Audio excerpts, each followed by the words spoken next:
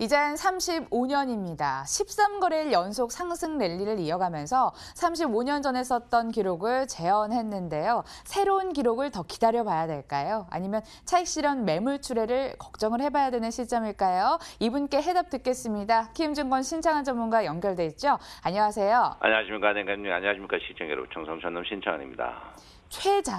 최장을 이어가고 있습니다. 여전히 보수적인 시각 들려주실까요?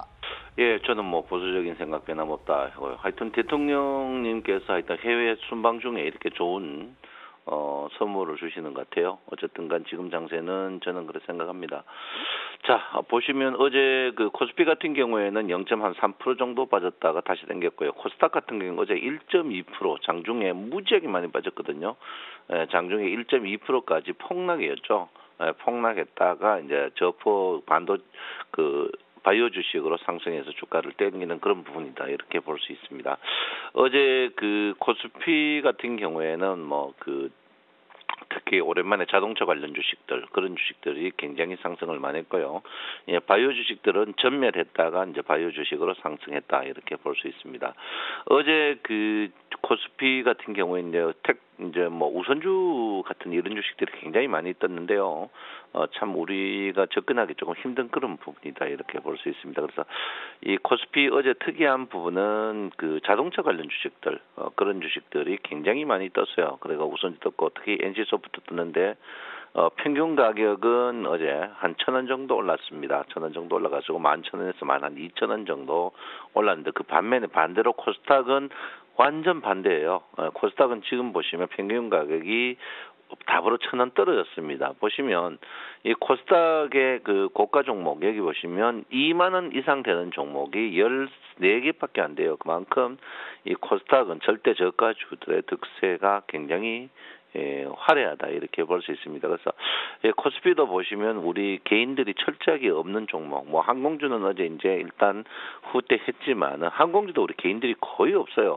없지만은 어제 특이하게 주가에 상승했던 종목들은 지수 관련을 보면 이제 자동차의 몇몇 종목과 그다음에 이제 저포 종목, 저포죠. NC소프트라는데 BYC 이런 저포 종목으로 주가를 관리했기 때문에 우리 개인들이 가까이 하기에는 조금 먼 그런 장세가 아니었나, 이렇게 저는 생각을 하고 있습니다. 자, 제가 여러분한테 누차 이야기했지만 지금 기관과 큰 손들이 코스피 같은 경우에는 이번 상승에는, 저번 상승은 큰 손들이 크게 사는 그런 장세가 아니었고, 이번 장세는 큰 손들이 기관과 외국인 큰 손들이 적극적으로 사는 장세인데, 이 큰 손들이 어떤 주식을 사느냐, 이 포인트를 맞추셔야 될 것 같아요. 그래서 큰 손들이, 개인들이 없는 주식을 철저하게 산다, 이렇게 볼 수 있습니다. 그래서 최근에 어제 많이 떴던 종목 쭉 한번 이렇게 보면요, 현대차, 현대글로비스, 셀트리온 이런 주식들이 최근에, 특히 셀트리온 자동차 이런 주식들이 최근에 신용 많다가 신용이 다 틀린 그런 종목입니다. 신용이 전혀 없어요. 신용 없는 종목만 떴습니다. 그리고 그 앞날 떴는 거는 항공주는 당연히 신용이 없죠. 실적이 워낙 안 좋기 때문에 신용이 없는 주식만 많이 떴습니다. 그래서 이제 신용이 좀 있다고 생각하는 종목은 중공업주 몇몇 종목인데, 그것도 많진 않아요. 그래서 결론적으로 말하면 우리하고 신용 없는 종목들을 기관과 외국인이 산다, 이렇게 봅니다. 그래서 그런 부분을 이렇게 보셔야 되고요. 코스닥이 서서히 이제 매수가 더 많아졌습니다. 매수가 더 많아졌어요. 근데 어제 시황이 코스닥은 맞고 코스피는 좀 덜 맞았어요. 코스닥은 어제 제가 확실히 맞죠. 어제 코스닥은 진짜 많이 빠졌습니다. 여러분, 1시 40분까지 1.2% 정도 빠졌거든요. 거의 폭락 수준이었다, 이렇게 볼 수 있는데요. 어쨌든 코스닥이 늦게 이제 저포로 땡기는 그런 부분이다, 이렇게 봅니다. 그래서 여러분께서 어쨌든 간 지금 장세가 좋게 보면 좋은 거, 나쁘게 보면 그런 건데, 어쨌든 간 개별 종목적으로 계속 공격적인 마인드를 가져야 된다, 이렇게 봅니다. 그래서 대형주가 상승 100개 안에 들어가는 종목이요, 10개 이하입니다. 그러면 결론은 실적비 저평가하고 전혀 상관없다는 거거든요. 그래서 어제 삼성전자 많이 올랐는 것 같지만 그렇지 않거든요. 우리가 이제 삼성전자, 그 다음에 하이닉스 많이 올랐는 것 같지만 시장 평균에 비해서 절대적으로 많이 떨어집니다. 굉장히 많이 떨어져요. 굉장히 지금 제가 치고 있는 게 시가총액 상위 100개 안에서 상위 20개 종목이거든요. 보면 상승 종목이 거의 없습니다. 그리고 제일 많이 떴는 게 삼성 SDI인데 삼성 SDI가 여기 18만 원에서 23만 원. 그러면 한 5만 원, 요게 한 25% 떴지. 나머지는 거의 13, 7, 8%입니다. 근데 거기에 반해서 개별 종목 쪽들은 뭐 말할 수 없이 상승을 많이 했습니다. 그래서 코스닥은 뭐 더욱더 말할 것 없고요. 코스닥은 여러분 보다시피 뭐 그 시가총액 상위 그 한 20개 종목 보면 떴는 종목이 거의 없어요. 거의 없습니다. 그러면 결론은 지금 실적비 저평가 종목하고 대형주 바이오주는 지금 주가에 상관없다. 근데 지수가 뜨는데 대형주가 뜨면 소수 몇몇 종목이 떠버리는데 지금은 대형주가 아니고 소형주 장이거든요. 그러니까 이 장이 제가 항상 이야기하지만 등락비가 굉장히 좋은 장세다 이렇게 봅니다. 그래서 등락비가 좋을 때 사실은 돈을 챙겨야 되는데 우리가 지금 못 챙기니까 그런 부분이 좀 안타까운 그런 부분이다 이렇게 볼 수 있습니다. 자, 오늘은 제가 볼 때는요. 오늘은 여러분 보다시피 전환선이 폭등하는 날이죠. 예, 전환선이 굉장히 폭등하는 날입니다. 전환선이 폭등하는데, 전환선 폭등한다는 것은 이제 전환선과 기준선이 이렇게 두꺼워지면 주가가 무거워집니다. 그래서 오늘 뭐 반도체 지수 그 미국이 떴지만 제가 볼 때는 이제 지금 최근에 주식 보면요 굉장히 무거워지는 게 보입니다. 무거워져. 그래서 무거워진다는 것은 대형주에 비해서 소형주다 이렇게 볼 수 있거든요. 그래서 소형주에 계속 포인트를 맞추셔야 된다 이렇게 볼 수 있고요. 코스닥도 마찬가지입니다. 코스닥 어제 이제 교수형이 나왔어요. 교수형이 나왔는데 이게 이제 주가가 신고가 나면 좋은 차트인데 신고가 나지 않으면은 흑산병이 되거든요. 그래서 여러분께서 코스닥도 소형주 쪽으로 계속 포인트를 맞추셔야 된다 이렇게 봅니다. 소형주 하기가 쉽지 않다 이렇게 생각하는 분들이 있는데 절대 소형주의 첫 번째가 눌림목 종목을 절대 사지 마라. 제가 이제 여러분에게 신신당부를 하는데 센 종목으로 계속 갖다 붙이는 그런 부분이 좀 필요하지 않을까 이렇게 생각을 하고 있습니다.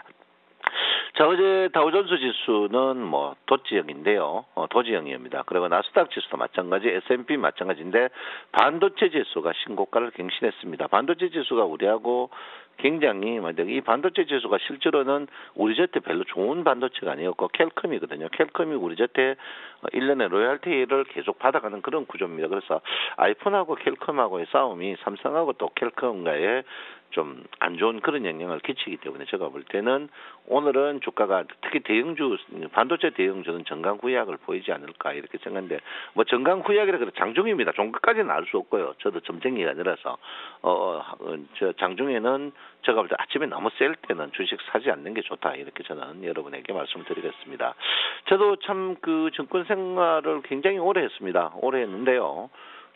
여러분 아다시피 뭐 나이는 제가 뭐 그 좀 몇 등 뭐 안 가지만 정권 입사라든지 전문가 생활은 굉장히 오래 했는 부분인데 지금 보시면 아직까지 이제 이게 안 나와 그런데 여러분 보다시피 이제 과열 지수가 오늘 이제 아직까지 안 나와서 지금 이게 90으로 나오는데 100 과열 지수가 4일 되는 이런 부분은 진짜 저도 참 희귀하고 신기록적인 그런 부분. 글로벌 증시에서도 제가 찾아보니까 미국 100년 증시에서 이 4일 연속 나온 게 한 20몇 분밖에 안 돼요. 그래서 그만큼 합니다. 그래서 이걸 뭐 인위적이냐 아니냐 그걸 떠나서 어쨌든 간 이 과열 지수는 여러분 보다시피 꼭 한 8부에서 9부 이상 되는 그런 증시다. 그거는 여러분께서 인지해야 된다. 이렇게 보고 있습니다. 그래서 인위적으로 쭉쭉쭉 땡기는 그런 장세에 지금 보면 대형주가 아니고 중소형주거든요. 그래서 어쨌든가 바로 쉽게 지금 장이 죽을 장은 아니고 죽을 장은 보통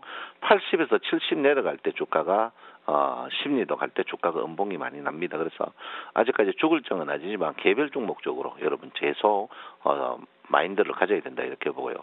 예, 코스닥은 제가 이제 오늘 이제 아직까지 나오지 않았습니다. 나오지 않았는데 오늘 만약에 음봉이 나오면 어제는 이제 그 아래 꼬리 달고 땡긴 거는 그 심리도가 어제 80 위에 있었거든요. 근데 심리도가 80에서 70 떨어질 때가 제일 음봉이 크게 나옵니다. 그래서 오늘 만약에 음봉 나오면 전환선을 하방 이탈할, 코스닥은 전환선을 하방 이탈할 가능성이 있다 이렇게 볼 수 있습니다. 그래서 오늘 여러분 심리도를 관전 봐야 되고 특히 심리도는 동행성 지수 중에 가장 신뢰도가 높은데 그 코스닥은 뭐 한 이틀 정도, 10 정도는 1년에 한 서너 번 나옵니다. 근데 코스피처럼 투자 심리서가 4일, 오늘 만약에 떠버리면 5일 나오면 제가 볼 때는 우리나라 투자 심리서는 5일 연속 100 나오는 경우가 있었나 없었나 모를 정도로 거의 없었거든요. 그래서 주가가 쭉쭉쭉 많이 뜨면서 심리도가 100이 나면은 이게 아주 좋은 건데 주가가 지금 최근 들어서 많이 안 뜨고 있습니다. 지금 보시면 여러분들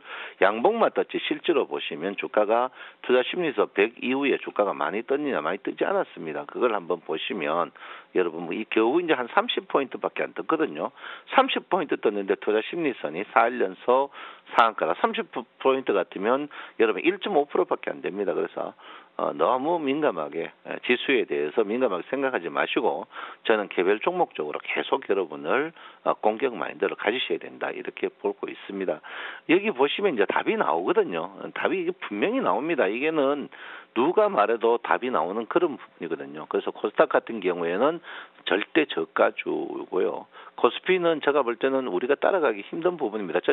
왜냐하면 아주 비싼 고가포, 저포죠. 그다음에 이제 절대 저가주 그리고 우선주 이래 띄어버리니까 우리 개인들은 그냥 뭐 닥 쳐다보는 게 그런 부분으로밖에 안 됩니다. 그래서 이런 걸 사야 되느냐 안 사야 되느냐 살 때는 분산 분할 매매하시면 여러분에게 분명히 되지 않을까 이렇게 생각합니다.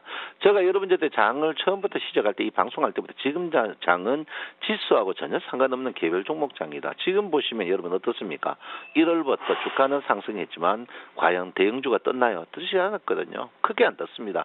시장 평균 이하거든요. 우리가 떴다는 기준은 시장 평균보다 많이 떴느냐 적게 떴느냐 부분인데 대형주는 시장 평균 이하로 떴고 특히 코스닥의 대형주는 마이너스로 떴습니다. 그래서 제가 볼 때는 이런 장세는 계속 여러분 적극적인 개별 종목적으로 지속적으로 해야 된다. 제일 종목종이 실적 보면 실적 형편없어요. 그럴 때는 분산 분할 매매하는 그런 마인드를 가지셔야 된다. 이렇게 볼 수 있습니다.